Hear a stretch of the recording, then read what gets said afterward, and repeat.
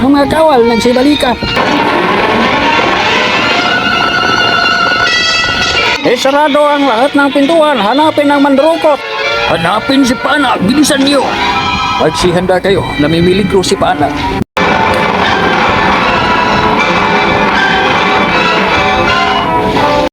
Kailangan mong magbantay sa pinto, Lady Patrice, baka may darating.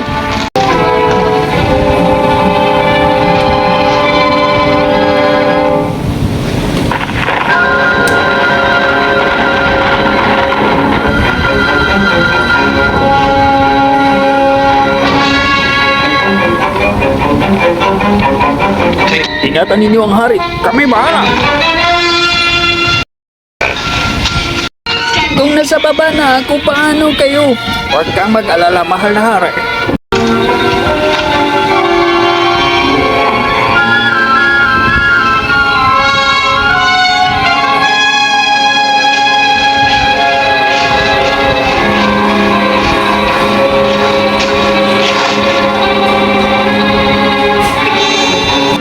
Panginoon, mabilis kumilos ang mga estranghero.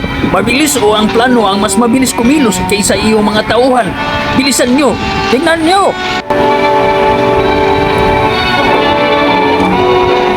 Saan ka pupunta? Pigilan sila makalabas. Ipasara ko lahat ng lagusan at iligtas ko pati ang hari. Gawin ninyo ang dapat sa mga oras na ito.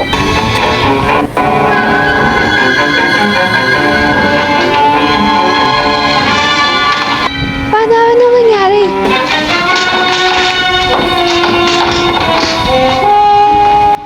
Bilisan at may hindi magandang pagkakamali. Huwag hayaang mabuksan ang pinto.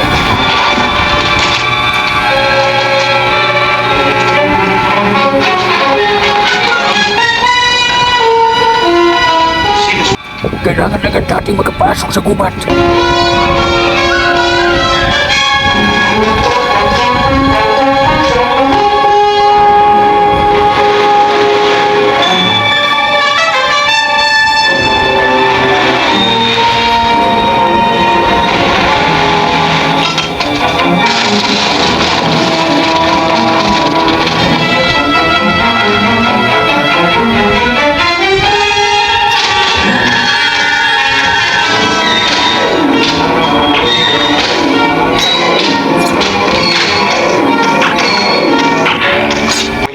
Meron tayong oras niyan sa ngayon. Dito tayo.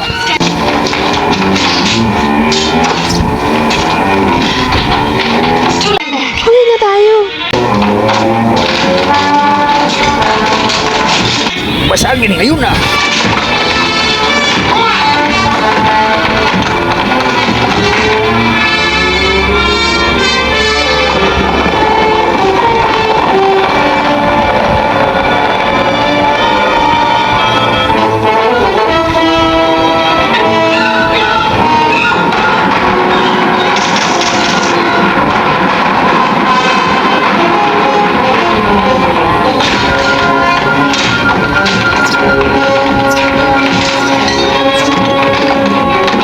Hindi natin sila mapipigilan. Umatras kayo sa likod.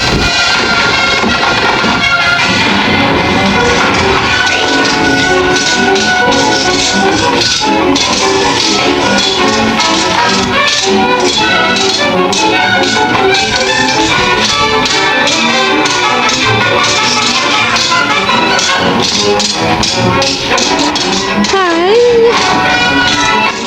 Kaya mo ba?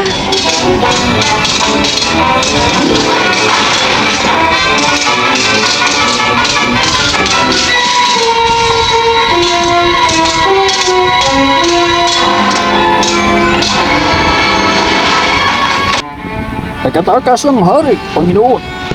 Nagtagumpay sa kanilang plano ang mga taong gubat. Kaya kailangan nating paghandaan at ilagay sa karsil ang nahuling si Pana.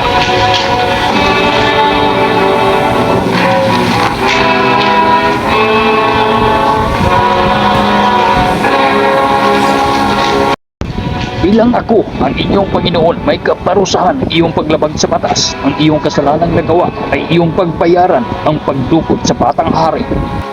At ngayong gabi, ipaalam sa lahat ng sambayanan sa buong bansa, gaganapin ang koronasyon bilang ako ang inyong hari. Tapos na ang pagpupulong, mag-alis na ang lahat. Tenyente, ihanda mo ang lahat. Masusunod, Panginoon. Ang huling balakin ay aalisin ang mga taong mapanahas. Naintindihan ko, may mga panauhin ditong hindi ko dapat pagkakatiwalaan.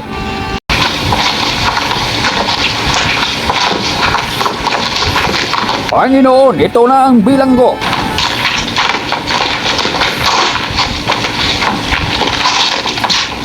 Aha, Lady Patres, ang kaibigan ng Rina. Ito pala ang samahan ng mga taong bandido na nagtatraidor. May mga kasabuat pala ang babaeng kriminal. Napakasinungaling mo. Dinukot ang hari. Ang hari ay iniligtas bago siya mapahamak sa mga pinaplano ninyo ngayong gabi.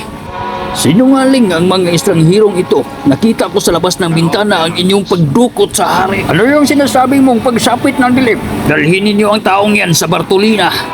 Pero tingnan muna, sandali lang. Sa tingin ko, ito ang tamang oras na humawak ng espada kaysa mayroong taling pisi ang aking liig. Hindi ikaw, ang batas ng duelo ay para sa mandirigma. Mandirigma? Ang batas na yan ay nakalaan para sa maharlika. Ako yun. Paano naging ikaw? Ako ang anak ni Earl, ang mga aso sa kamatayan. Pana! Kung ganon, ikaw nga pala ang anak ni Pana. Ilalagay kita sa karsil na hiwalay sa iyong mga kasamahan. At kung ikaw nga ang totoong anak ni Pana, ngayon, binigyan mo ako ng malaking kasiyahan. Walang mamatay dito, magbigay ako ng tungkulin bilang karapatan. Hindi siya maging magbuting alagad at ito ang isang bagay na gusto kong gawin sa akin sarili. Consilio dismiss. May araw ka sa akin. Lagat na. Kailangan kita sa iyong pagkakamali. 5 kalalakihan sa kanyang karsil. Pinatay niya si Tom.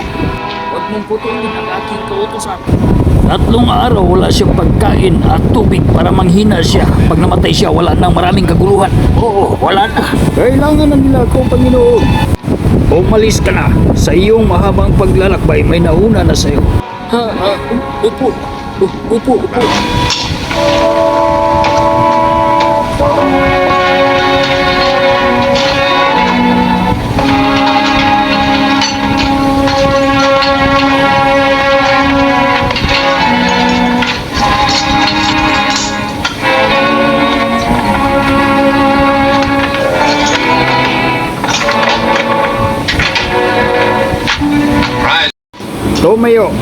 Tumayo ka sa Panginoon. Kailangan kong sabihin sa iyo pagkatapos ng 3 araw ang ating labanan. Pinaplano mong wala akong pagkain at tubig sa loob ng 3 araw. Bibigyan kita ng 3 araw bago ka mamatay. Kung mapatay man kita, sana mayakap mo ang iyong mga oras. 3 araw, walang tubig at pagkain sa itinayong oras. Alikabok, sapat na sa'yo. Hanapin si Dumo at huwag pabigyan ng pagkain at tubig sa loob ng 3 araw. Masusunod, Panginoon. Ibigay mo sa akin ang susi kung sarado na ang pinto.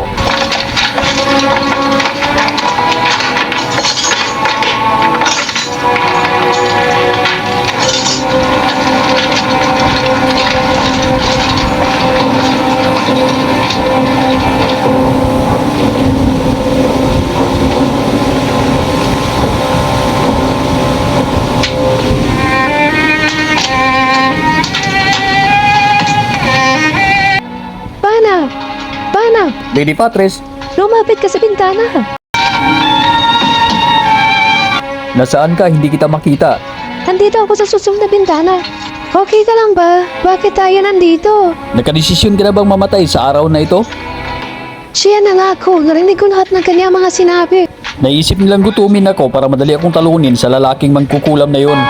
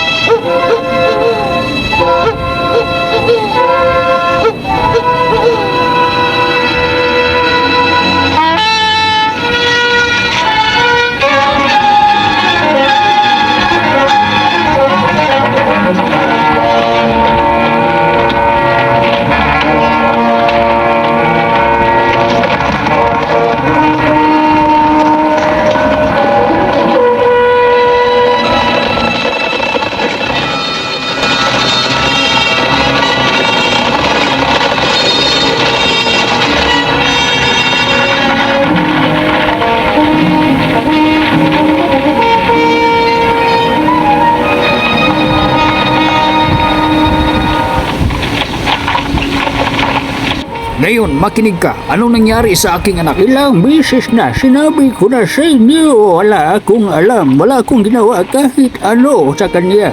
Ang region, Itigil mo yan. Panginoon, ba't ka nagtatago lang siya doon? Hindi ako naniniwala sa'yo. Ano nangyari sa'yo? Salamat, Panginoon. Kilala ka sa buong nasyon na ikaw ang pinakamagaling. Subukan ko ulit. Wag, sasabihin ko na. Sa pagkakataong ito, anong sasabihin mo sa akin? Buhay pa siya. Anong ginawa ninyo sa kanya? Hindi ko alam. Sinabi ko na sa'yo, hindi ko alam. Saksakin ko na to. Huwag mong gawin na. Naghihintay siya ng duelo sa loob na 3 araw. Sino makakalaban niya? Ang Region Commander. Sa region, kailangang nakapwisto na tayo bago maganap ang duelo. Huwag mo kong patayin. Hindi kita dito sa gubat papatayin. Bibigyan kita ng pagkakataon. O ngayon, ano?